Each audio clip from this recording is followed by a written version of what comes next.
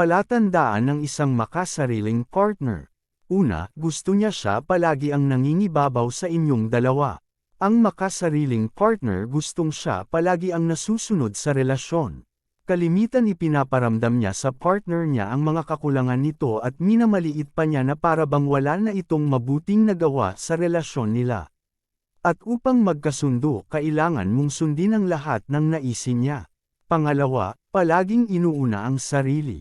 Siya yung tipo ng tao na walang pakialam sa iba, ang mahalaga lang sa kanya ay ang pansarili niyang pangangailangan. Di bale nang masaktan ka sa gagawin niya, ang mahalaga ang gusto niya ang mangyari. At hindi ka dapat kumontra dahil para sa kanya wala kang karapatang gawin yun.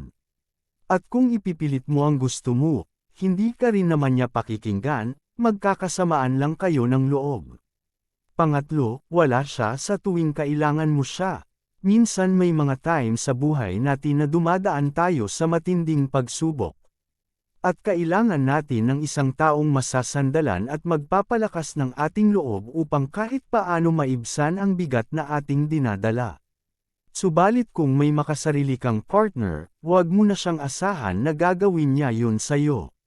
Masyado kasi siyang busy sa kanyang sarili at wala siyang pakialam sa nararamdaman mo. Hindi nga niya napapansin na malungkot ka o may pinagdadaanan ka. Pang-apat, wala siyang pakialam sa mga bagay na gusto mo. Normal lang naman sa mag-partner na magkaiba ng hilig at gusto. Ang hindi normal ay yung walang pakialam ang partner mo sa mga bagay na gusto mo. Pero siya nais niyang nakasuporta ka sa lahat ng gusto niya at kadalasan ikaw pa ang makikiusap sa kanya para lang suportahan ka. Ikaw kilalang kilala mo siya, ngunit siya walang alam tungkol sa'yo dahil wala siyang interes na kilalanin ka. Panglima, ginagamit ka niya at tinatratong utusan niya lang. Pinaniniwalaan ng isang makasariling partner na ang mga babae lang ang siyang dapat gumawa ng mga gawaing bahay. Kaya nga hindi mo siya makikitang tumutulong sa'yo.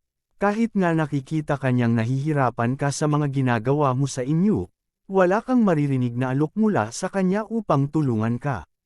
Pang-anim, wala siyang pakialam sa mga kaibigan at kapamilya mo. Karaniwan na sa mag-partner ang respetuhin ang mga kaibigan at kamag-anak ng bawat isa. Kung saan pinakikisamahan nilang mabuti ang kani-kanilang pamilya. Pero kung makasarili ang partner mo, hindi mo yun maaasahan sa kanya. Wala nga siyang pakialam kahit pamahalata ng mga kaibigan at kamag-anak mo ang kawalang respeto niya sa kanila. Pang-pito, palagi niyang pinapuna ang mga ginagawa mo. Kahit gaano ka pa magsumikap upang mapasaya ang makasarili mong partner, parang wala rin.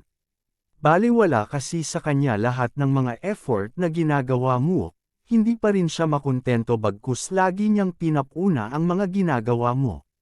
Pangwalo, wala siyang kamalay-malay na may problema na pala sa relasyon niyo.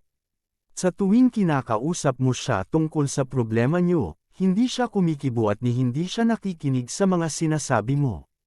At pag nagalit ka naman dahil sa ginagawa niya, sa kanya ipapamuka sa'yo na kasalanan mo ang lahat kaya nagkaproblema kayo. Mga dapat mong gawin. Kung makasarili ang partner mo, bago ka sumuko sa ugali niya, mag-usap muna kayo ng masinsinan. Alamin mo kung ano ang punot dulo ng lahat upang masolusyonan niyo ang problema. Kung hindi niyo yun magagawang kayo lang, maaari kayong humingi ng payo sa mga taong nagmamalasakit sa inyo.